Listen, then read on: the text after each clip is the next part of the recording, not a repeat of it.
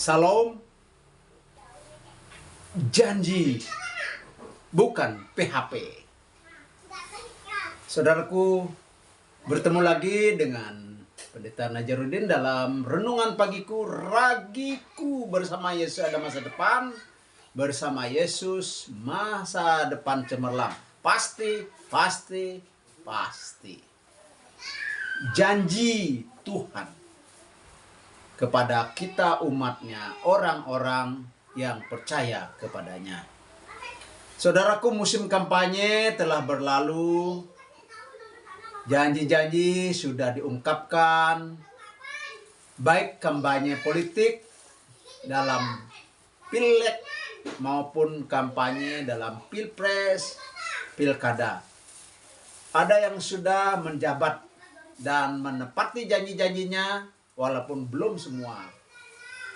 Namun ada pula yang lupa atau yang ingkar janji, yang lain tidak dapat memenuhi janjinya karena mungkin janjinya terlalu besar sehingga terlalu mahal untuk dapat dilakukan atau terlalu payah untuk dilakukan.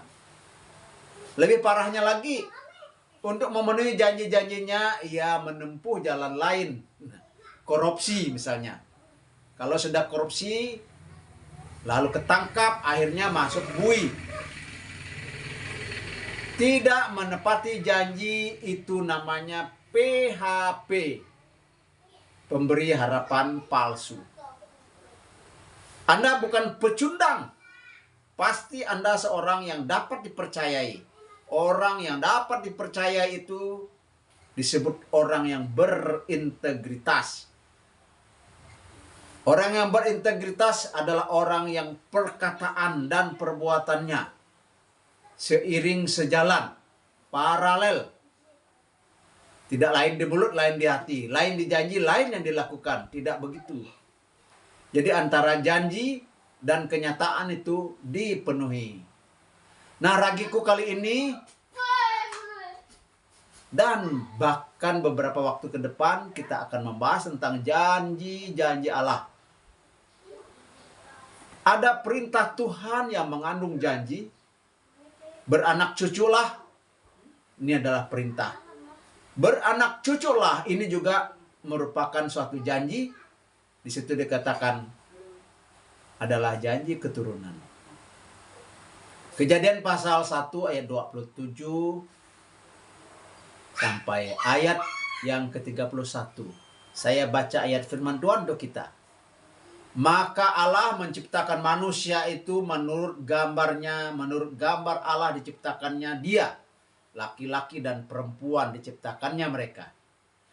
Allah memberkati mereka, lalu Allah berfirman kepada mereka, beranak cuculah dan bertambah banyak, penuhilah bumi dan taklukkanlah itu. Berkuasalah atas ikan-ikan di laut dan burung-burung di udara, dan atas segala binatang yang merayap di bumi. Berfirmanlah Allah, lihatlah, aku memberikan kepadamu segala tumbuh-tumbuhan yang berbiji di seluruh bumi, dan segala pohon-pohonan yang berbuah berbiji. Itulah akan menjadi makananmu. Tetapi kepada segala binatang di bumi dan segala burung di udara dan segala yang merayap di bumi yang bernyawa, kuberikan segala tumbuh-tumbuhan hijau menjadi makanannya, dan jadilah demikian. Maka Allah melihat segala yang dijanjikannya itu sungguh amat baik. Jadilah petang dan jadilah pagi, itulah hari ke-6.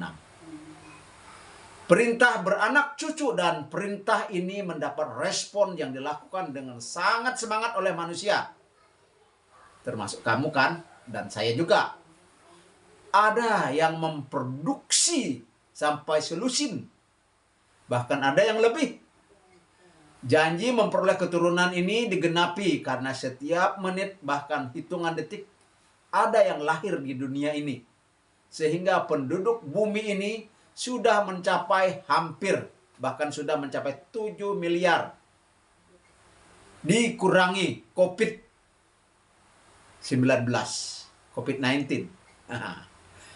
Janji keturunan ini bahkan berlaku bagi mereka yang mandul dan bisa punya anak.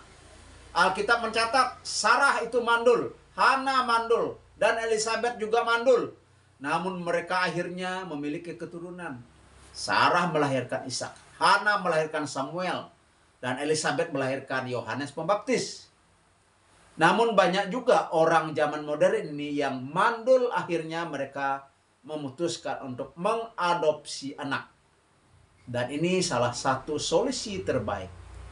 Saudaraku, perintah dan janji Allah digenapi. Beranak cuculah, bertambah banyak,